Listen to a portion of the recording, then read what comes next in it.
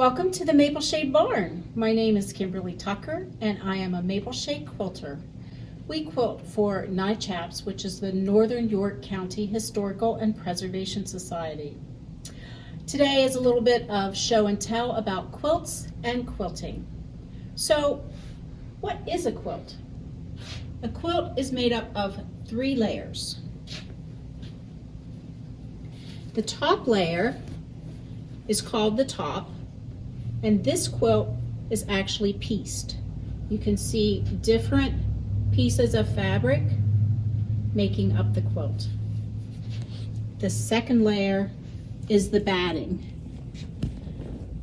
This adds warmth and it adds softness to your quilt. And the last layer is called the backing. This is the wrong side of the backing. This is what you would see when the quilt is finished.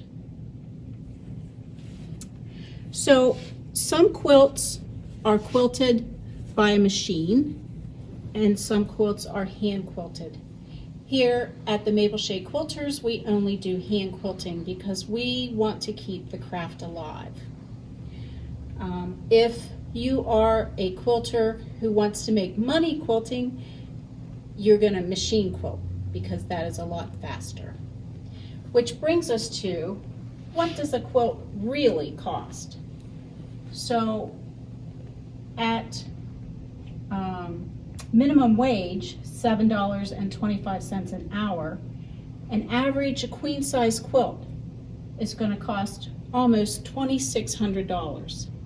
And most people are not going to pay $2,600 for a quilt. So if you have a quilt that's been hand quilted, cherish it, because lots and lots of time, love, and hours have gone into it. So I would like to show you some tools that we use to quilt.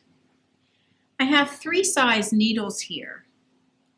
You would think that as the number gets larger, the needle would get larger, but it's actually the opposite. This is size 9, which is the largest needle, size 11, and then size 12.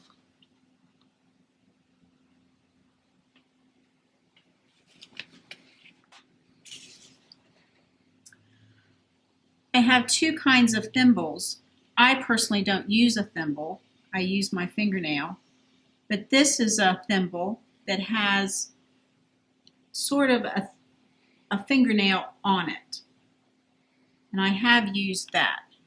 This would be used on your top hand to push the needle through.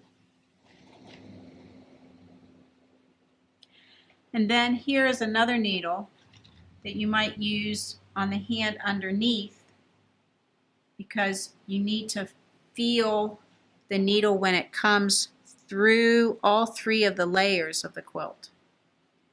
I don't use a bottom thimble either, but some people do. So now I would like to show you a little hand quilting here. The other thing about quilting is some quilters put knots in their thread and other quilters do not.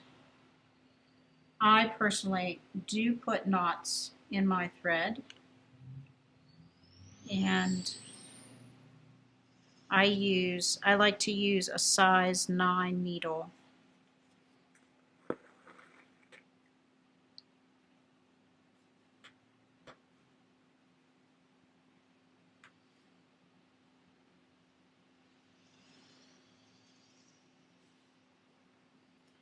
So that's just going to secure my thread. Then for the first stitch is always the hardest to get on your needle. As you can see, it didn't go on. It might take me a while, and my bottom finger feels that needle on the bottom. And then I'm using my thumbnail to push it through, and then it comes through, and then I'm going to go down again through the 3 layers and push it back up. Down again through the 3 layers and push it back up. And you keep doing that until you fill your needle with stitches. Now, some quilt groups say you need to get so many stitches per inch. Our quilt group likes to emphasize uniform stitches. And you see I'm also pulling the needle through with pliers, and that actually helps the wear and tear on my hands. A lot of quilters have to have wrist and finger surgery from quilting so much. And if you use the pliers, it's much better on your joints. And so you're just going to continue. This quilt is marked by yellow chalk. You can also mark quilts with pencils. There may be some other things that people use, but usually chalk or pencil is the most used marking tools.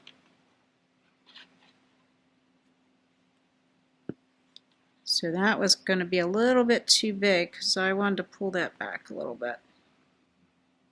That was not a very uniform stitch. I'm not a fast quilter, but I get the job done.